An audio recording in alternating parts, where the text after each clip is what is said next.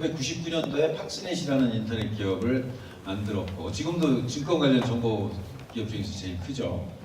그때 제가 한 12살 어린 분들하고 일을 했습니다. 그분들이 지금의 뭐 김택진이라든가 이혜진, 김범수 이런 분들을 보고 인터넷 초창기 시대 99년 그때 엄청난 버블이 있었죠. 그때 일을 했는데 제가 2, 3년 전부터 블록체인 암호화폐 사업을 하게 되니까 한 30살 어린 사람들하고 일하게 되더라고요.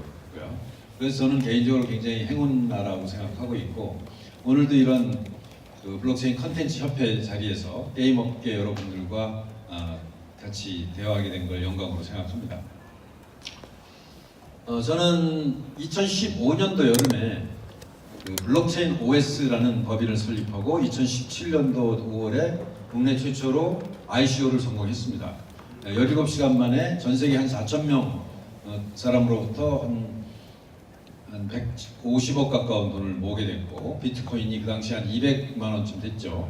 근데 비트코인 가격이 2천만 원까지 올라가는 바람에 결과적으로 굉장히 큰 돈을 모은 결과인데 그 이후에 제가 그 블록체인 OS의 그 보스코인 업계 프로젝트에서 떠나서 새로운 암호화폐 플랫폼인 칼라 프로젝트를 지금까지 한 1년간 진행하고 있습니다. 자, 그럼 트라일레마 문제가 뭔가를 살펴보면요. 아시다시피 그 보안과 탈중앙화와 확장성 이 세 가지 문제를 동시에 만족시킬 수 없다라는 것이 이제 트라일레마 문제고 어떤 암호화폐도 이 문제를 아직까지 해결하지 못하고 있습니다.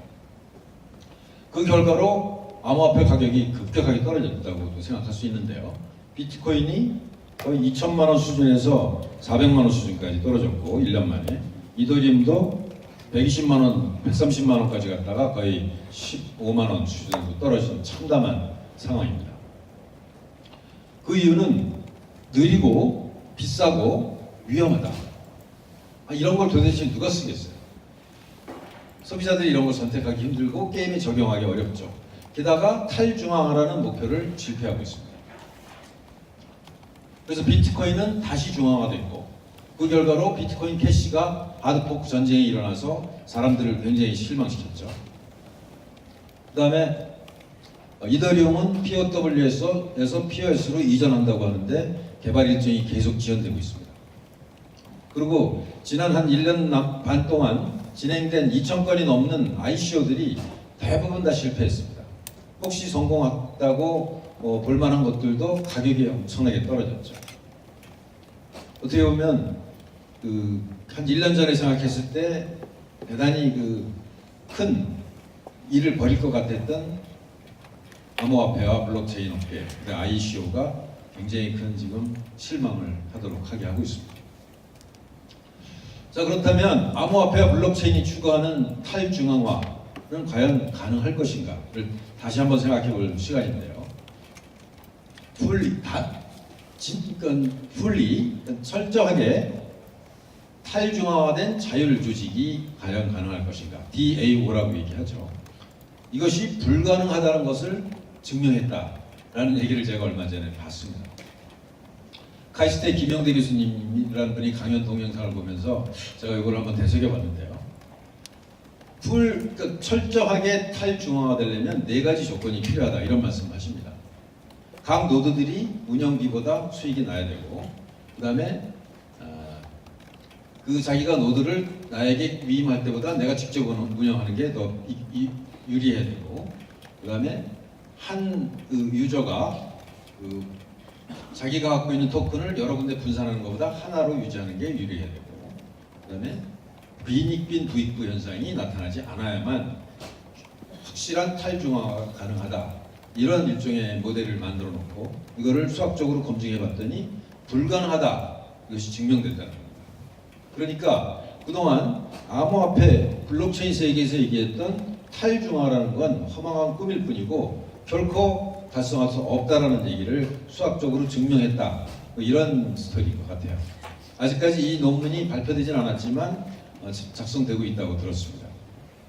그래서 이런 어떤 카테고리를 가지고 여러 가지 주요 암호화폐를 비교해 보신 테이블을 제가 약간 바꿔봤는데요. 그래서 비트코인이나 이더리움, 이오스, 트론, 스팀 같은 굉장히 중요한 암호화폐들이 이 탈중앙화에 다 실패하고 있습니다. 아시다시피 그 위임하는 것이 더 좋기 때문에 마이닝 풀이라는 게 많이 생겨나게 되고, 비트코인이나 이더리움이 한 3개 정도의 마이닝 풀, 서너 개의 마이닝 풀이 전체 그 채굴의 50%, 60%를 차지하는 극단적인 그 중앙화가 이미 진행되고 있고요. 게다가 그 부익부 빈익빈 현상이 오히려 확대되고 있는 그런 양상입니다. 그리고 그거를 극복하기 위해서 여러 가지 솔루션들이 나오고 있는데요. 일단 비트코인이나 이더리움은 노드 수가 뭐 8,000개 혹은 16,000개로 굉장히 많기 때문에 그래서 느리고 그래서 비싼 거죠. 에너지를 자원을 낭비하는 거고. 그래서 최근의 추세는 이오스나 트론이나 이런 회사들은 노드 수를 22개, 뭐 21개, 25개 정도로 줄여갖고 작업을 하다 보니까 비용은 적고 속도는 빠를지 모르지만 그 탈중앙화를 완전히 무색하게 하는 이제 그런 현상이 나타났고요. 그래서 몇 개 프로젝트들은 그러면 한 서버를 한 1,000개 정도 깔아놓고 그 1,000개 중에서 20몇 개 정도를 그 한 번 할 때마다 뽑아서 그 사람들이 컨센서스를 만들어 하면 어떻겠느냐, 그런 아이디어를 낸 프로젝트들이 여러 개 있습니다.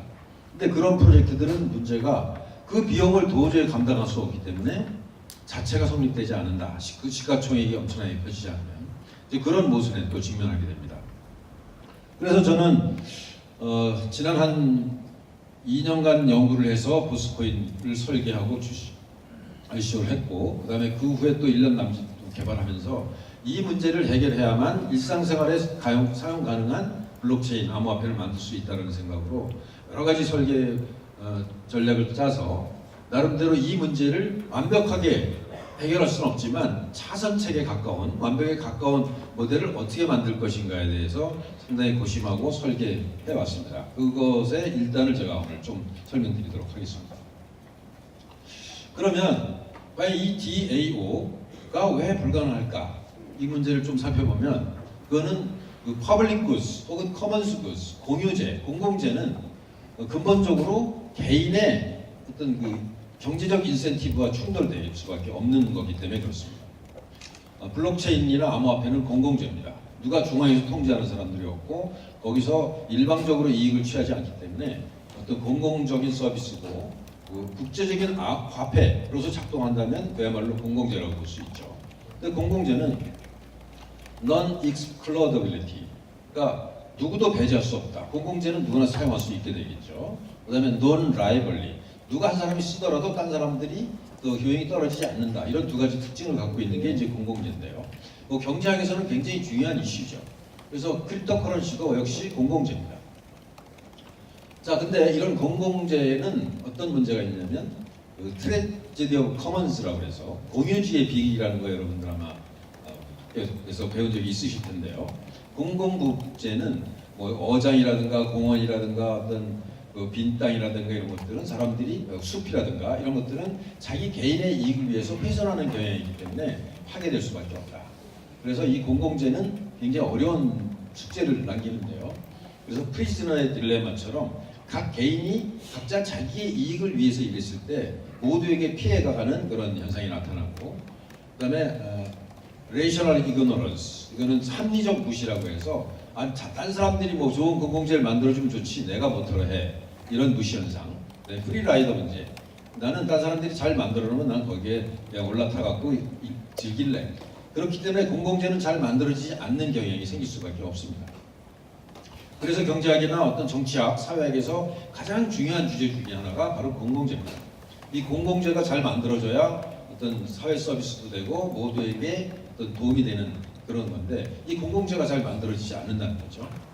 그래서 결과적으로 왕이 필요하고 국가가 필요하고 독재자가 필요하고 뭐 이런 쪽으로 나가는 사람이 있고, 또 반대로는 시장을 잘 작동시켜서 이 어떤 이권 집단의 공공재 장악 문제를 해결해야 된다. 이런 경제학에 있어서 수백 년간 가장 풀지 못한 숙제 중에 하나입니다.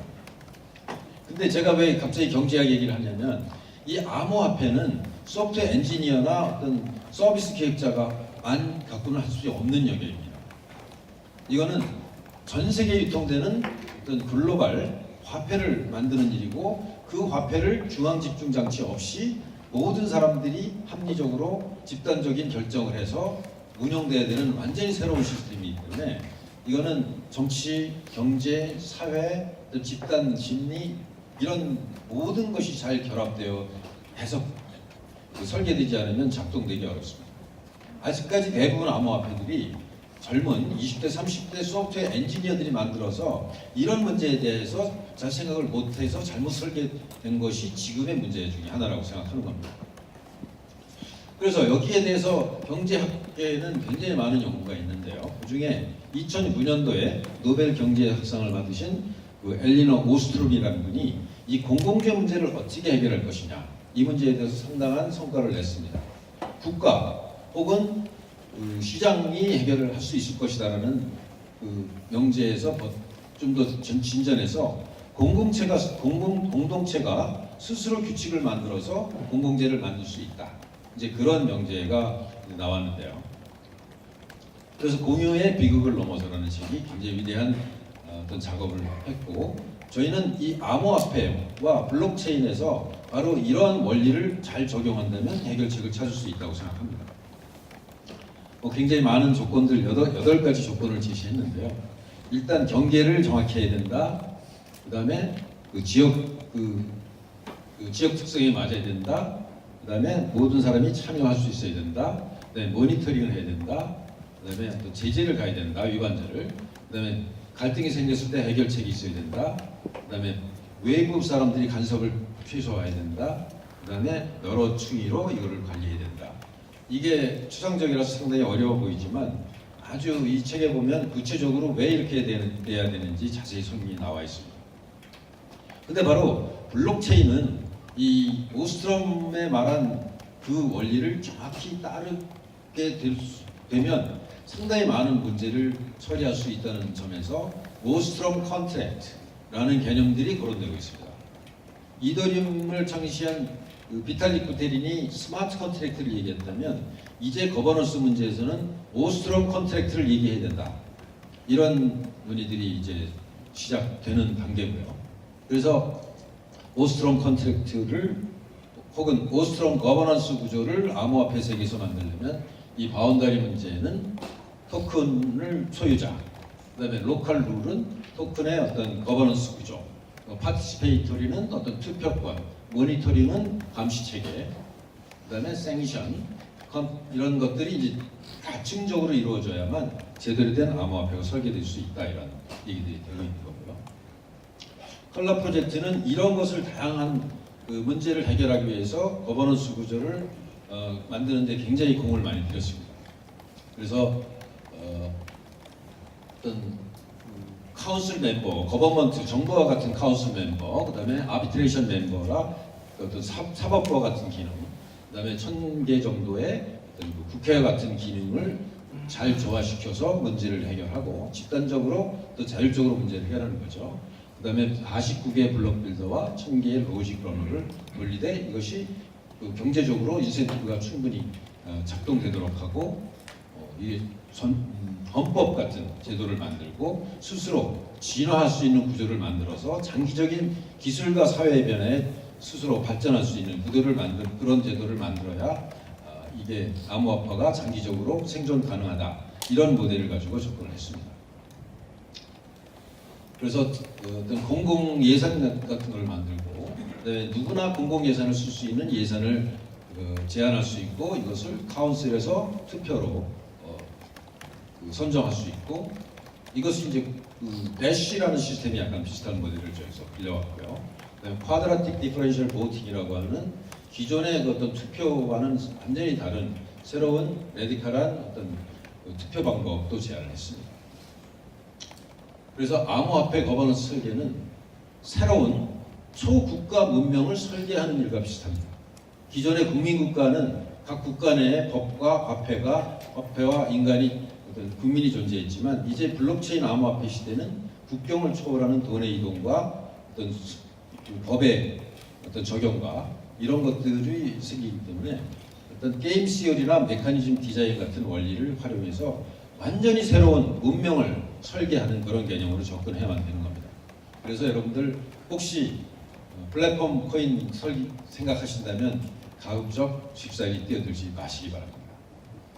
또 하나는 여러분들 혹시 아마 이 중에는 자기의 게임 아이템을 이용해서 DF 코인을 설계하시는 분들, 출시하려고 생각하시는 분들이 있는데 신중하게 하시는 게 좋습니다. 굉장히 어렵습니다. 99% 이상 실패할 거예요. 왜냐하면 지금 전 세계에 나와 있는 암호화폐 30대 중에서 DF 코인은 한 개도 없습니다. 그래서 어쨌든 이 암호화폐를 새로 만들고 ICO를 하는 거에 대해서 굉장히 신중하실 필요가 있다고 말씀드리는데, 저는 뭐 약간 무모하게 2017년 5월 달에 국내에서 최초로 ICO를 하고 발표를 했습니다만, 거기에 아마 그 용기를 얻은 수백 개의 ICO가 그 후에 태어났는데 참담하게도 대부분 다 실패했습니다. 깊이 생각하지 않고 해서 그래요. 이게 그렇게 만만한 작업이 아닙니다. 어쨌든 그런 얘기를 좀 하고 싶었고요. 그래서 보시면 과연 이 지금 나와 있는 20개 암호화폐 중에서 과연 5년 후 10년 후에 살아남을 게 몇 개 될 것인가, 저는 굉장히 회의적입니다. 그 회의가 확산되면서 가격이 떨어진 거죠. 그래서 저는 그리고 특히 거버넌스 문제에 대해서 완전히 다 실패하고 있어요. 그래서 저는 이 문제를 해결하기 위해서 여러 가지 이제 솔루션을 생각해봤는데, 그 중에 핵심적이라고 생각하는 거는, 많은 사람들은 지금 TPS를 얘기하고 있는데요. 뭐 TPS가 뭐 5만 개다, 10만 개다, 100만 개다 얘기하고 있는데 TPS는 그렇게 중요하지 않습니다. 그보다 훨씬 중요한 게 이 블록 컨퍼메이션 타임입니다. 왜냐하면 게임을 하는데 내가 예를 들면 스텔라나 지금 리플 같은 것이 가장 빠르게 컨펌되는 거거든요. 4초 내지 5초. 근데 내가 게임을 하는데 4초나 5초 기다렸다 갈 수는 없잖아요. 커피숍이라든가 택시 타고 편의점에서 4초, 5초 기다릴 수 없잖아요. 그래서 블록 컨퍼메이션 타임이 가장 중요하다고 저는 보고 있고요. 이오스가 그나마 1.5초를 하고 있는데 저희는 1초 내에 할 수 있는 것을 설계하기 위해서 굉장히 많이 노력을 했습니다. 근데 노드 수가 많아지면 도저히 이걸 할 수가 없어요.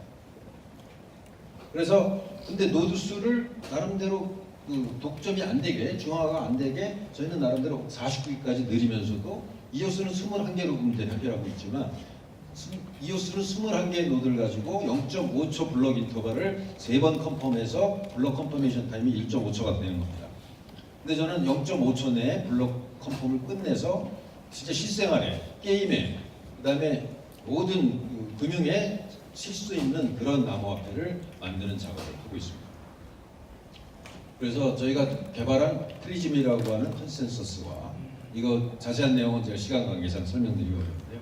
그래서 이런 원리를 이용해서 실제로는 이론적으로는 0.5초 내에 블록 컨퍼메이션을 하고 하는 이제 그런 모델을 저희가 제작을 하고 있습니다. 그다음에 블록체인과 어떤 로직 러너, 그러니까 스마트 컨트랙트를 처리하는 것을 분리하는 방식으로 커뮤니티뿐만 아니라 디벨로퍼들이 같이 참여할 수 있는 그런 생태계를 만드는 그런 구조를 만들었습니다. 그래서 느리고 비싸고 위험한 게 아니라 빠른 컨퍼메이션이고 낭비 없고 편리하게 탈중앙을 실패한 오스트롱 거버넌스로 완전히 새로운 블록체인 암호화폐를 설계하는 일에 매진하고 있고 곧 이제 금년 내에 출시할 수 있도록 준비하고 있습니다. 이상 발표 마치겠습니다. 감사합니다.